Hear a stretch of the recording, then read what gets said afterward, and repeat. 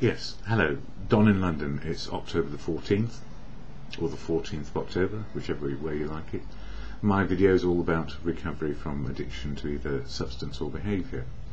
My addictive substance for me was alcohol, my behaviour equally addictive, wanting to be with the right people, in the right places, with the right things, doing the right things.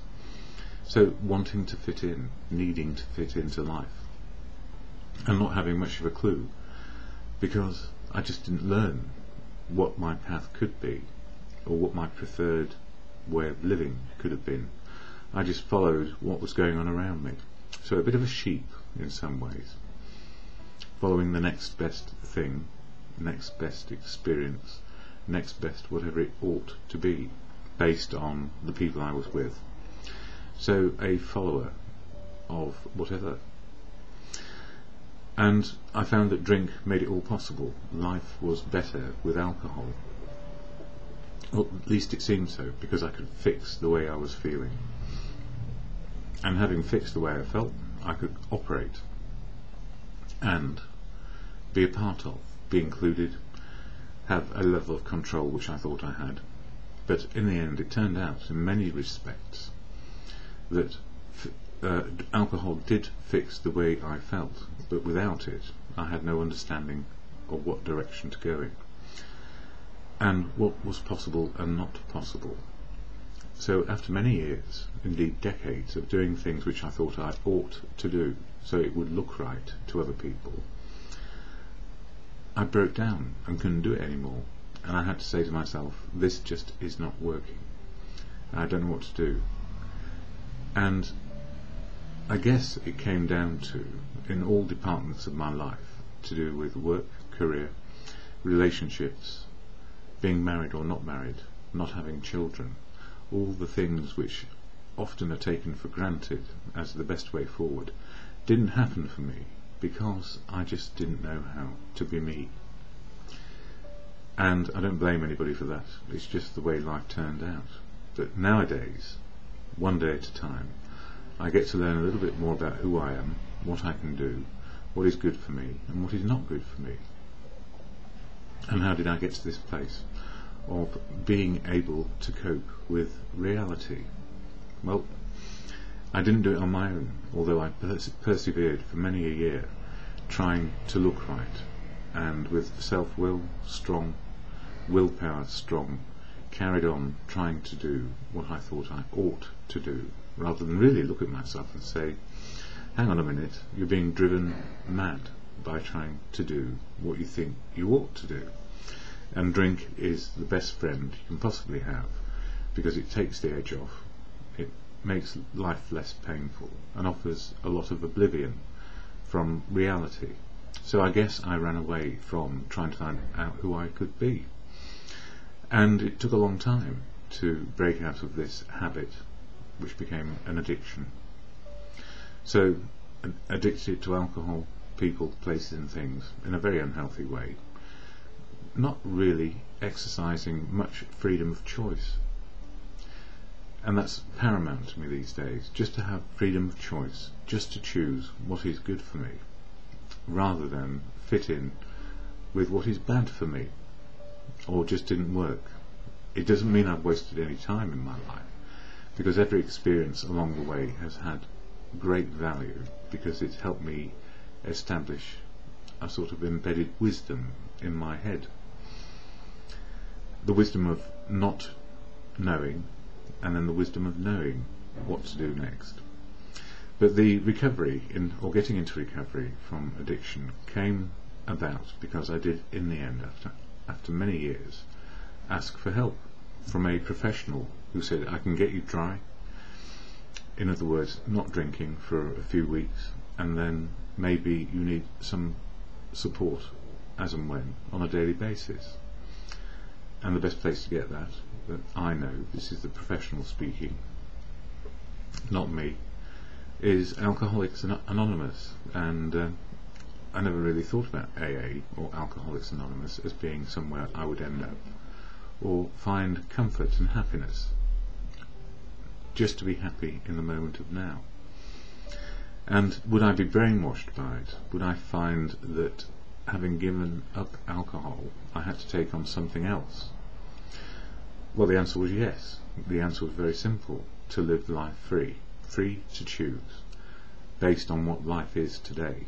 Not freedom to choose and say, I want to be this, that or the other, but to live life real, on life's terms. So the Fellowship of AA came into my life, or I came into the life of Fellowship, whichever way you want to look at it, and I started to learn something new, that my best friend was killing me. That was alcohol. I knew that before I got there, but I didn't know how to give it up. I had no clue how to maintain sobriety from one day to the next, because all the old behaviour, attitudes, fear, putting on a brave face could come back very quickly, so that I would then isolate and pretend to be okay rather than be really okay, being me. So AA has helped me be free, and the way it works is very simple. I went along to meetings and listened to what other people were saying about their lives and how they worked, and it was suggested I listen to the similarities of other people's stories of experience, strength and hope, and that I would start to see and identify and hear my life story in the Fellowship. And it happened that way. Every time I went to a meeting, I learned a little bit more about why I was the way I was as a drinker, and somebody who behaved and wanted the extremes of being in the right place with the right people, doing the right things, driven insane in the end, and completely unmanageable, and not able to cope. So the Fellowship helped me be able to cope with what's going on today, and to let go all the old trappings of status or whatever it was I thought I was chasing. I chased a lot of girls as well, and some of them were pleased to be caught, but they were more like me, and they too probably would have been better in Fellowship. But that's just life as it was. And these days it's better to cherish people, anyone, cherish them rather than be superficial and indifferent, and treat them as if they were a resource for my happiness. And I don't know that I ever did that consciously, but I was very lucky. My father said to me one day, just before he was on his deathbed, and he was talking about his relationship with my mum, and he said, you know, one of the things your mum never really understood was I really cherished her and loved her. Talking in the past tense there, but he said, I cherish her and love her, and I never really told her until now. And he too had the same drink problem, and it took him early. So we learn as we learn. It was several years later that those words really hit home, that if we cherish people and we can cherish ourselves and not be superficial and indifferent and just follow what we think we ought to do, because that's what society says. I'm not a rebel without a cause today. I'm probably a rebel saying it's okay to have freedom of choice based on what is possible rather than the impossible. And there is happiness in that, just living in the day. So AA saved my life. The Fellowship, the people I saw on a daily basis. And the Fellowship, it turns out, is only one day old whenever I go to it. The Fellowship is as good as it is today. But I meet people who have been embedding wisdom about sobriety for years and years and years. But they all live today. We all live in the same moment. We're all of equal size in Fellowship. And the Fellowship is an emotional, spiritual, physical program of recovery. So emotional, knowing our feelings and what they are in the moment of now. Spiritual, the ability to cope with what's going on in the moment of now. And physically, no longer driven by compulsion and craving to drink just to feel right. So how does it work? Well, I shall share the AA preamble, which is on this little card here, and then some words from the Fellowship from a book. Sorry, back of my head. This book, Daily Reflections, which covers the 12 steps of AA, 1 page a day, throughout the year, and it's divided into months. January step 1, December to step 12, and all the important steps in between. And this book is just like a little meditation on a daily basis, 1 page a day. And as I say, steps in action, what people did and how the steps work for them. So October is all about the step 10, taking a daily inventory. And it reads exactly as: continued to take personal inventory, and when we were wrong, promptly admitted it. So keeping everything in the day, spot check inventories. But before going into that, here is the AA preamble. Alcoholics Anonymous is a fellowship of men and women who share their experience, strength and hope with each other, that they may solve their common problem and help others to recover from alcoholism. The only requirement for membership is a desire to stop drinking. And, as an aside, there are no rules, laws or regulations in AA, merely suggestions, because most of us are stubborn, defiant people who don't take kindly to being told what to do. So nobody is there to tell you what to do. It's about being there voluntarily to find out how to be sober. And what I learned in fellowship from there was we make friends, we may have a sponsor, we may just simply absorb what other people are doing and find it works in our own daily life, how to be sober so life can work. But we will never be like another person, because everybody's on their journey, their path, and it's different. But there is an overwhelming similarity in fellowship, and that's a desire to stop drinking and stay stopped. There are no dues or fees for AA membership, so if you have no money, it doesn't matter. We are self-supporting through our own contributions, so we run it from what we can collect from ourselves and no outside sources, and we only ever keep a prudent reserve to cover costs: rent, tea, coffee, biscuits and some admin and literature. AA, this is really important.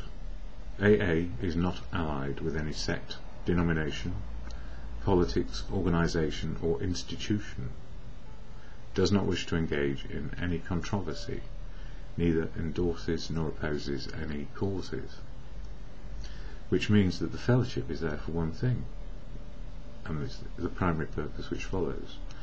But, and this is the but, everybody in fellowship has been living a life, and they have experience outside fellowship which they share about as part of their story. And we all have different outlooks when it comes to causes, beliefs, you name it. We are completely different and diverse from all walks of life, because addiction hits anyone, anywhere, if they are prone to have an addiction. It's part of our personality. So you don't absorb and take on other people's ideas except around sober, unless you want to, or you have a connection outside of the fellowship. So fellowship is for sober, and you'll hear every story from every walk of life, which can lead you to believe that people are trying to impose their values and outlook on you. And the simple answer is no, not unless you are susceptible, and not unless you want to or need to. So you can be what you want to be in AA, and that's exactly how it ought to be. You can be yourself, and no one can tell you what to do. Our primary purpose then is to stay sober and help other alcoholics to achieve sobriety. And that preamble is so important, but yet not really remembered. Maybe because we say it at the beginning of every meeting, people want to get past that point to listen to whoever is going to share that day. It's called doing a chair. Sharing a meeting just means you go along and share your life story, or what's going on for you now, and how it all works. So you give yourself, and in return people share back. And if you're clued in and your ears are on, you'll hear what's being said back to you. Or you can just sit there and just absorb. There are no rules, laws or regulations to govern how you are in fellowship. You can be a silent partner, or a very strong speaking partner, as you choose, and somewhere in the middle, and it's never the same on any given day. So what you see is what you get. What you see is what you get, not a fix. So in fellowship we say attraction, not promotion. Attraction to the experience, strength and hope of people and their wisdom, which is entirely different depending on who you're listening to, with this one similarity of being sober throughout. And if it were about promotion of AA, it would be a suggestion you can be fixed by the fellowship. And you cannot be fixed by the fellowship. There's no fixing in an AA. If you think there is, maybe you're looking to the wrong way, or you're meeting the wrong people on the wrong day. We're not perfect, we're all making progress, and often we have newcomers meetings where everybody's still red raw from drinking, through to a meeting I went to last night called After Eights, where people are very much looking at what is sober after so many years around in the fellowship, and how is life working on a daily basis. It's like embedded value, the wisdom of the years, and the daily balance sheet, what's going on today. So fellowship is as good as it is on the day you see it and you're in it. So you can't say you can't fasten yourself down to one meeting and say it's always going to be good, in the sense that you're going to get wonderful enthusiasm and wisdom from it, because some meetings you will walk away feeling like death warmed up, because you couldn't connect, or we just can't connect with what's going on. So fellowship is like real life, real people being sober, all the pitfalls, all the successes, all the failures if you see it that way, but it's all about learning life one day at a time, which gives me great hope, because it means I need to concentrate on what's happening now, not what used to happen, and no feelings of I deserve something from doing all this. All I get is sober, and then work at life. If I'm sober, life can work again, but it takes time, and the more continuous sobriety we have, the more we embed the wisdom of the years. We don't forget or find oblivion. We live with what we've got, and we keep hold of what is working for us, because it's natural to do that, and we discard what is not working for us. Our brains work better, we feel better, we think more clearly, but sometimes we just have bad days, because that's just the way life is. So daily reflections this month, October, all about the spot check inventory. When something disturbs me, finding out why I am disturbed. It doesn't mean there's something wrong with me in the sense that I'm looking at it the wrong way. I just need to find out what is disturbing me, and it can be my attitude and my behaviour generally around other people. So, not being subservient in any shape or form, I've learned that when something is getting to me in a good way, I like it, and when something is not working for me, I need to examine what's going on in me, and if it's the situation generally around people, places and things, I can withdraw from it if I can, and do something else.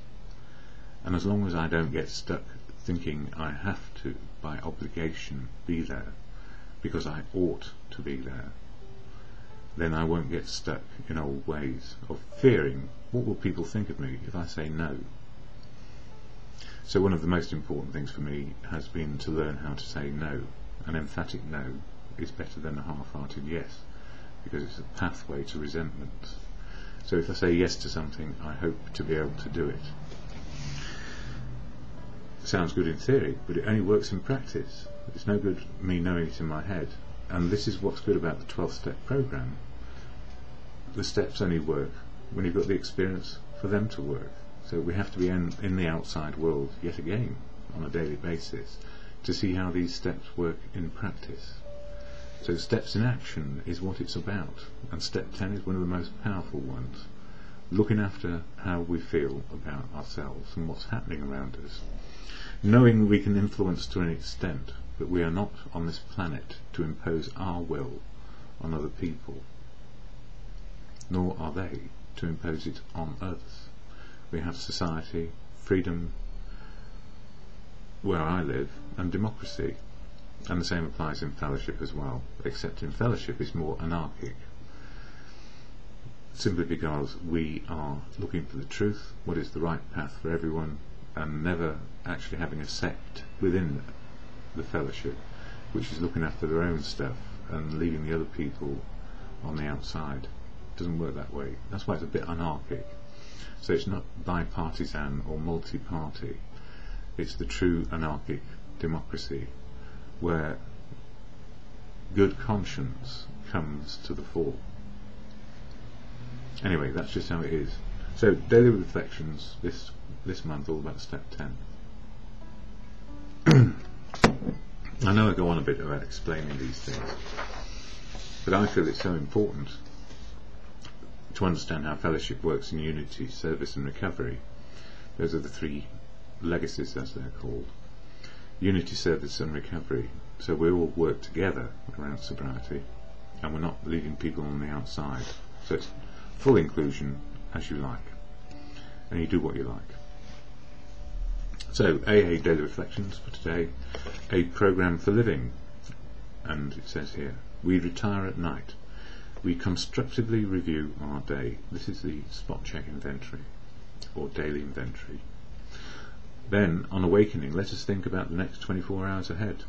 Before we begin, we ask in meditation, either to God or in good conscience, to direct our thinking, especially asking that it be divorced from self-pity, dishonest or self-seeking motives. And that comes from the AA Big Book, page 86. I think that would be the 4th edition. I liked serenity. This is what I did too in all my drinking days. Do you know, there were peaceful moments, but not necessarily peaceful days in my drinking days, and then no peace at all at the end. I lacked serenity, with more to do than seemed possible. I fell further behind, no matter how hard I tried. Worries about things not done yesterday and fear of tomorrow's deadlines denied me the calm I needed to be effective each day. Before taking steps 10 and 11, step 10 being the inventoring, how am I feeling, why and what can I do? And step 11, which is all about prayer and meditation, depending on your outlook, it works whether you're a believer, an agnostic, or an atheist. It does. Honestly. I began to read passages like the one cited above. I tried to focus on God's will, or what would work in good conscience, not my problems, and to trust that He would manage my day. Or living in good conscience, looking outward rather than looking inwards selfishly. It worked. Slowly, but it worked. And it was, with fellowship and sobriety, give it away to keep it, so that we relate, we're included, we are a part of, we learn how to love people without conditions, and help them get sober, as other people have helped me get sober. And it's always been the many voices within the fellowship. I don't rely totally on one person, because as has been known, if one person becomes completely in thrall or thinks they've got a guru, the guru can be pulled down just as quickly into the mire with one person. So one-to-one, we tend to cause dangerous situations. But if we actually work together as a group, this is how fellowship works. Fellowship where people have experience, strength and hope shared. So the similarity from many people can help one person. But if one person tries to help another person without fellowship, there is no backup. And the same applies in all counselling and medical professional stuff, psychiatric. The psychiatrist and the counsellor needs their own supervisor. But within AA, we have no supervisors. We just have people with experience, strength and hope who will do things unconditionally to try help as best they can. And if they don't know how to help, they generally say, I don't know how to help, but there's another person who might be able to help you. So that's how fellowship works, and it works in the moment of now. You don't have to make an appointment for it. But if you need help in the moment, you better have about 100 phone numbers ready in your mobile, because 90 of them will be asleep or not able to answer. So you have a 1 in 10 chance you may get through to somebody in the moment. But go to a meeting face to face is best. It's the many voices always. Anyway, some of my thoughts from earlier today and last night. A chair by fellow, 48 years sober, at our After Eights meeting last night, was full of grace and humility. And I've known this person for the brief few years I've been in the programme. And grace and humility simply means for me they are in the moment of now, able to be straight and equal with other people. They were a co-founder of the group, and I don't know when it started. It wasn't 48 years ago. But the After Eights meeting is people share who are over 8 years sober to start the meeting off. But it still came down to the daily balance sheet, step 10, which is where I'm concentrating this month, and gratitude.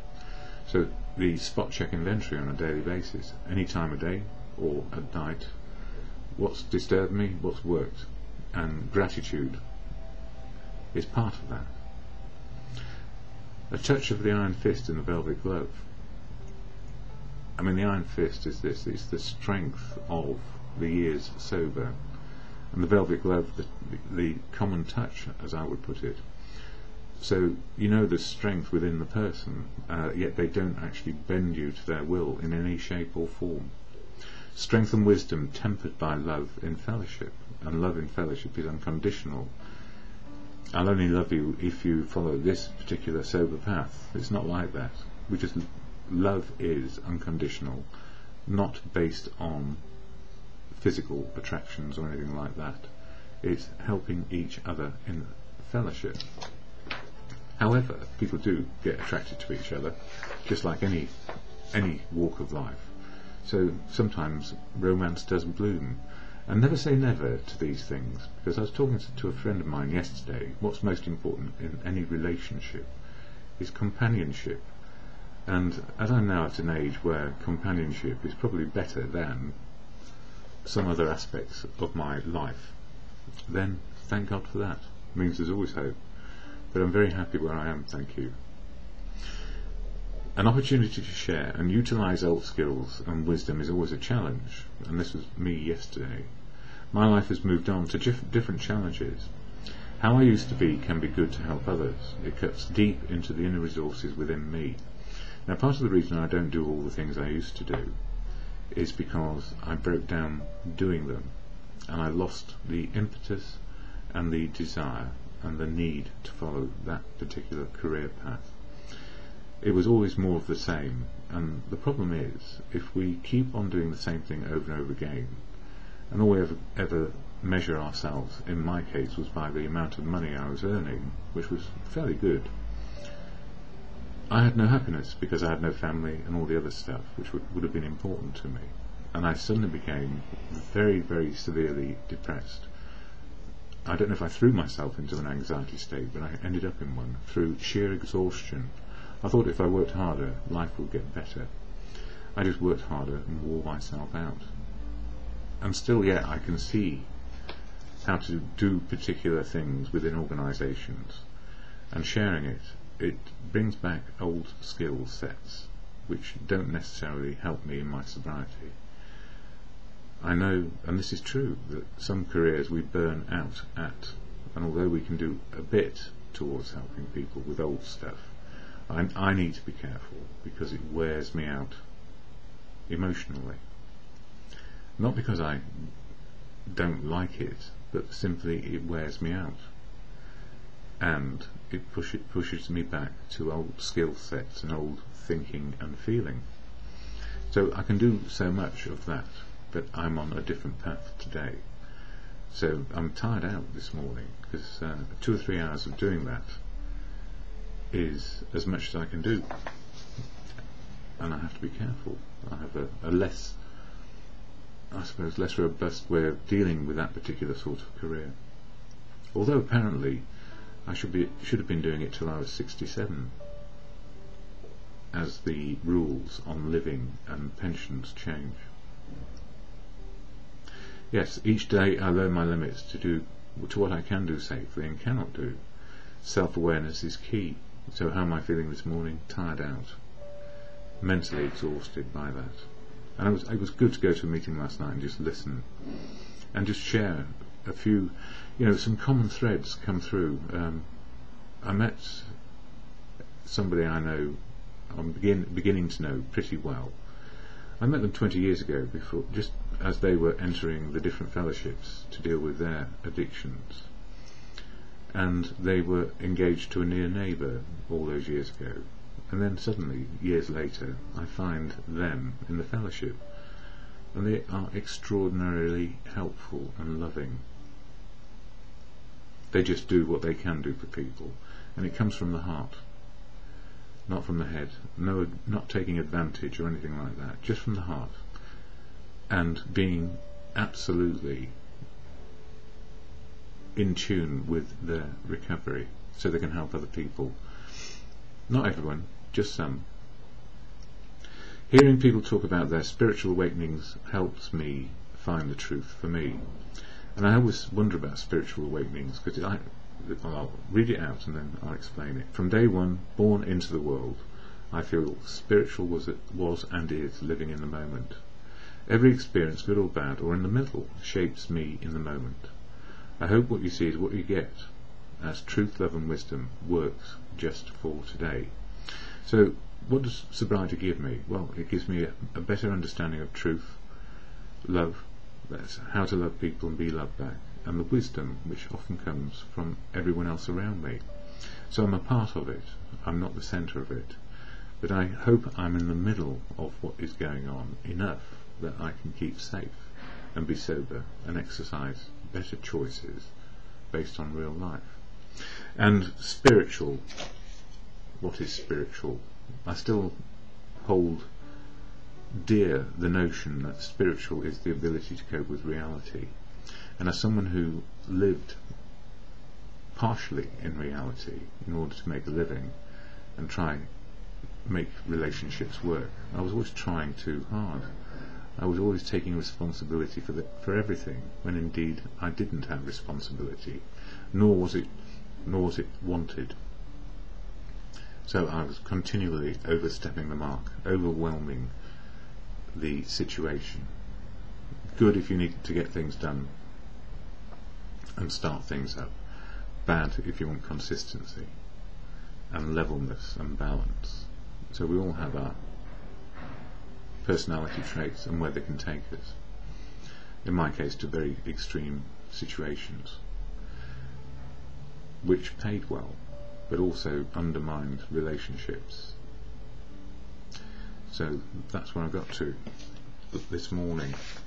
Spiritual awakenings start when I wake up every day. How am I feeling? Why? What may I do? Where am I going? Which meeting I'm going to a meeting this morning. I shall maybe go to a meeting later. And the reason for going to two different meetings is to see two different sets of people who I really love to be with. They're part of my life. And that's good. And I help as much as I can. But I do know my limits more these days. And there's a voice which says you should always help people. But there's also the voice saying, hang on a minute, how are you really able to help them if you're exhausted? And the answer is not too well. Last year, a meeting last night, this is from last year, these notes, a meeting last night and we had a group conscience. All good. We may feel progress is often slow in our fellowship. For me, it feels like we find a measured response as a group embarks on decision making. And everybody has a voice, you see. As we find in fellowship, the less rules we try and make, the more attractive to the newcomers we remain. Freedom, choice, and anarchic democracy. Yes, the more rules, the more barriers to entry into the fellowship. And normally the group conscience says, the less rules we have, the more we are open, honest and willing to just help people without saying, you can only come in if you're sober, you can only come in if you've got a tie on, or you're wearing a hat, all the other trimmings that people get involved in, the superficial and the indifferent stuff. What we need to do is stay at the core of how fellowship works, which is no boundaries, a desire to stop drinking, working together.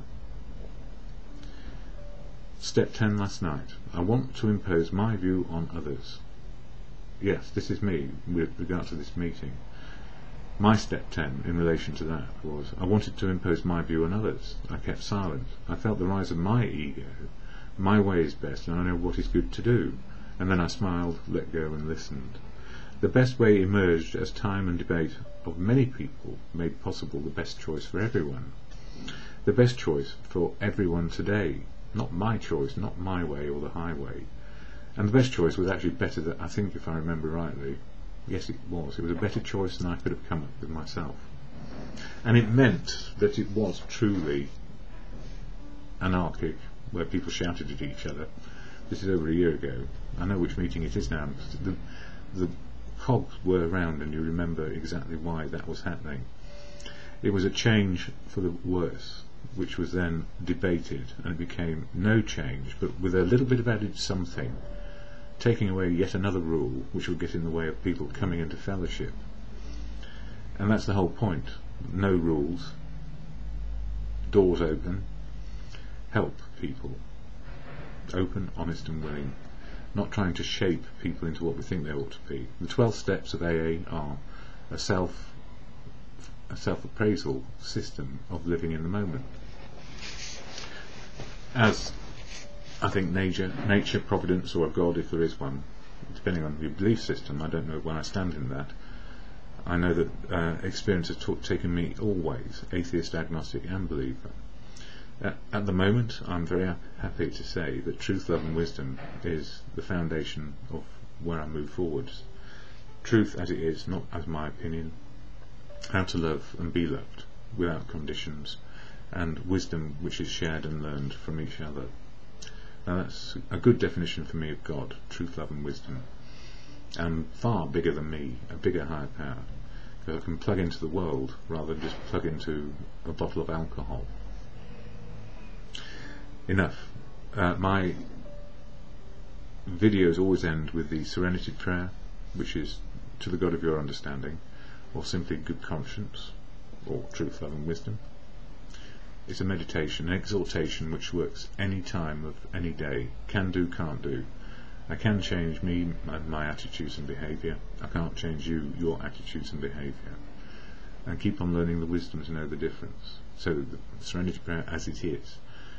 God, grant me the serenity to accept the things I cannot change, courage to change the things I can, and the wisdom to know the difference in the moment and just for today.